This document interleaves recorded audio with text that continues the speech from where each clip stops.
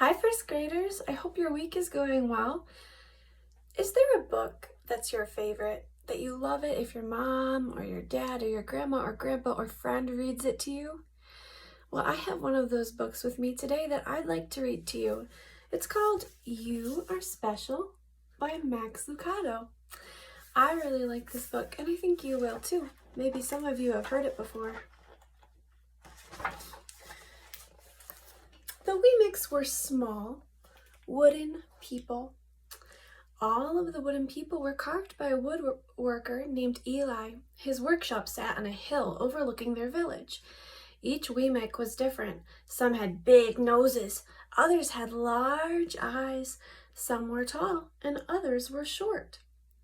Some wore hats, others wore coats, but all were made by the same carver and all lived in the same village.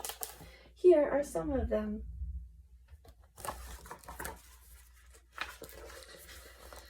And all day, every day, the Weemics did the same thing. They gave each other stickers. Each Weemic had a box of gold star stickers and a box of gray dot stickers. Up and down the streets all over the city, people spent their days sticking stars or dots on one another. The pretty ones, those with smooth wood and fine paint, always got stars. But if the wood was rough or the paint chipped, the Weemics gave dots. And that is what they spent their days doing.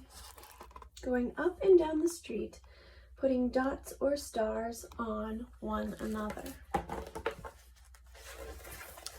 The talented ones got stars too. Some could lift big sticks high above their heads or jump over tall boxes. Still others knew big words or could sing pretty songs. Everyone gave them stars. Some Weemics had stars all over them. Every time they got a star, it made them feel so good. It made them want to do something else and get another star. Others, though, could do little. They got dots. Look at all the different kind of Weemics in this picture. I see one down here with some dots. But look at all the ones who get stars for doing something neat. Punicello, or Punchinello, was one of these. He tried to jump high like others, but he always fell. And when he fell, the others would gather around and give him dots. Sometimes when he fell, he would get scratched, so people would give him more dots. Then, when he would try to explain why he fell, he would say something silly, and the Weemics would give him more dots. After a while, he had so many dots that he didn't want to go outside. He was afraid he would do something dumb, such as forget his hat or step in the water, and people would give him another dot. In fact, he had so many gray dots that some people would come up and give him one for no reason at all. What do you think about this?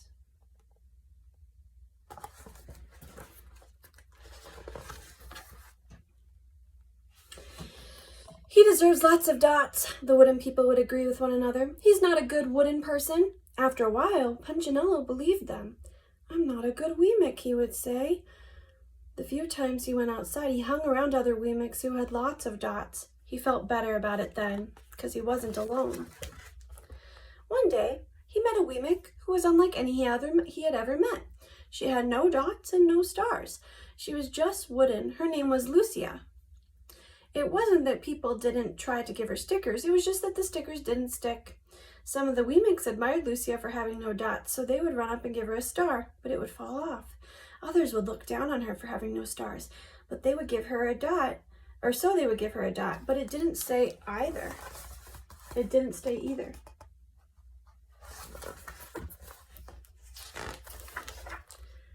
That's the way I want to be, said Punchinello. I don't want anyone's marks. So he asked the stickerless Weemic how she did it. It's easy, Lucia replied. Every day I go see Eli. Eli? Yes, Eli, the woodcarver. I sit in the workshop with him. Why? Why don't you find out for yourself? Go up the hill. He's there. And with that, the Weemic who had no stickers turned and skipped away. What do you think Punchinello will do? What will he do?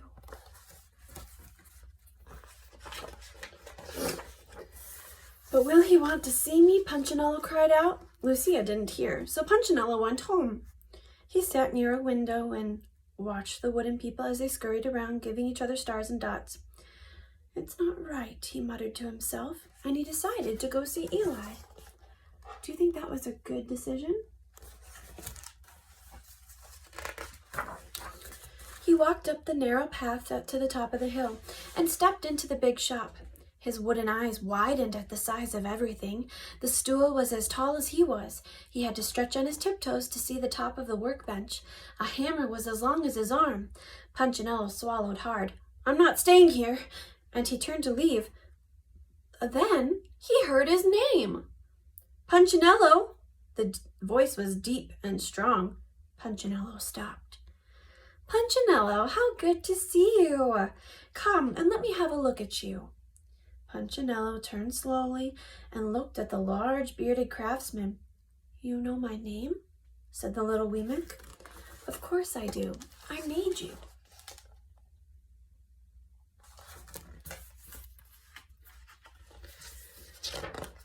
Eli stooped down and picked him up and set him on the bench. The maker spoke thoughtfully as he looked at the gray dots. "Looks like you've been given some bad marks." "I didn't mean to, Eli. I really tried hard." "Oh, you don't have to defend yourself to me, child. I don't care what the other wee Micks think." "You don't?" "No, and you shouldn't either. Who are they to give stars or dots? They're wee Micks just like you. What they think doesn't matter, Punchinello. All that matters is what I think, and I think you're pretty special." Punchinello laughed. "Me? Special? Why? I can't walk fast, I can't jump, my paint is peeling. Why do I matter to you?" Eli looked at Punchinello, put his hands on those small wooden shoulders, and spoke very slowly. "Because, Punchinello, you're mine. That's why you matter to me." Punchinello had never had anyone look at him like this, much less his maker. He didn't know what to say. Does Punchinello look kind of happy now? I think he does. Let's find out. "Every day I've been hoping you'd come," Eli explained. "I came because I met someone who had no marks," said Punchinello. "I know. She told me about you." "Why don't the stickers stay on her?" The maker spoke softly. "Because she has decided that what I think is more important than what they think. The stickers only stick if you let them." "What?" "The stickers only stick if they matter to you. The more you trust my love, the less you care about those stickers." "I'm not sure I understand." Eli smiled. "You will, but it takes time. You've got a lot of marks. For now, just come to see me every day. And let me remind you how much I care about you." Eli lifted Punchinello off the bench and set him on the ground. "Remember," Eli said, as the wee Mick walked out the door, "you are special because I made you, and I don't make mistakes." Punchinello didn't stop, but in his heart he thought, "I think he really means it." And when he did, a dot fell to the ground.